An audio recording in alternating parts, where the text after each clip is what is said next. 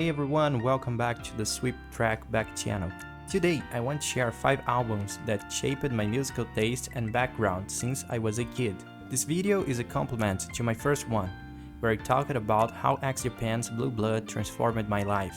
I've mentioned in almost every video how important Michael Jackson was in helping me take music more seriously. MJ became my first musical idol. Before that, I liked music, but never truly listened to songs consciously. Music was just something playing in the background, during car rides or on variety shows on TV. But after discovering Michael Jackson, I realized that music was so much more than background noise. At the time, I consumed everything I could from MJ. During late 2009 and early 2010, I bought the 1987 Yokohama Live Concert DVD and Moonwalker. So I was already immersed in the Bad era. Even today, I still believe Bad is MJ's best album, and that era, with its rockstar aura, was his peak. Songs like Dirty Diana, Smooth Criminal, and Leave Me Alone remain among my all-time favorites. Bad was the first album I ever listened from start to finish, paying attention to every track seriously. Over the past 16 years, I've played it 1,000 times. Bad taught me how to truly listen to music, appreciate how rich and powerful a song can be, and sparked my passion for discovering new artists and bands. And it all started with Bad. If Bad opened my mind to music in general, then Flow's Anime Bass compilation, released in 2011, introduced me to Japanese music.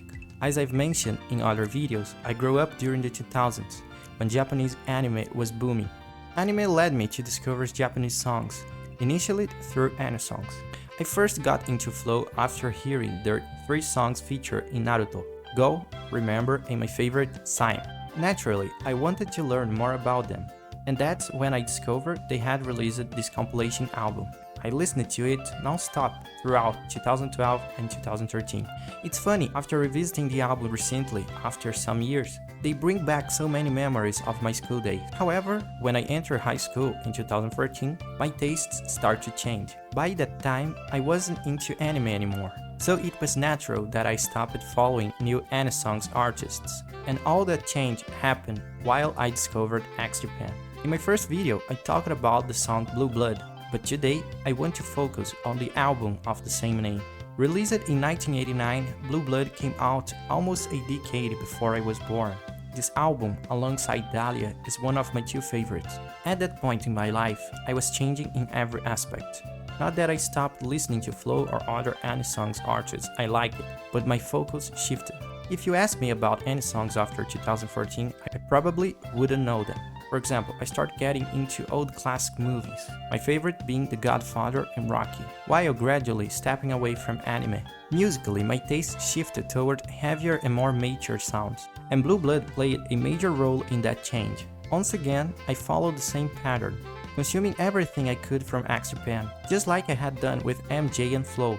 Songs like Kurenai X and Endless Rain made me understand why X Japan is so significant in the Japanese rock scene.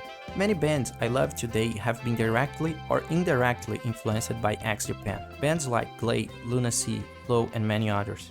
During my teenage years, I distanced myself from pop music, but in 2017, after graduating, I started broadening my musical taste again. Ciel is one of Japan's best-selling artists, and as I explored the 90s Japanese music scene, I rediscovered them.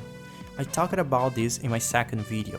Among other albums, especially their 90s releases, Heavenly stood out because it showed me that you could blend pop elements while keeping a rock essence in your sound. Songs like Careless and The Rain Leaves a Scar weren't as heavy as X Japan or The Gazette, but they were just as good. More importantly, they had a wider appeal. Heavenly also made me rethink how to play guitar. I realized I could use it alongside an acoustic guitar or create ambient textures in my playing. They also experimented with different instruments, like in Secret Science, where Ken plays a distorted guitar alongside an accordion.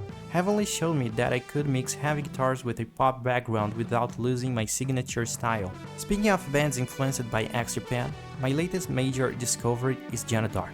In 2021, YouTube recommended me a live performance by Acid Black Cherry, and I immediately got hooked on their music. While researching them, I discovered that their vocalist and founder Yasu was formerly part of a major 2000s band called Janne da Arc.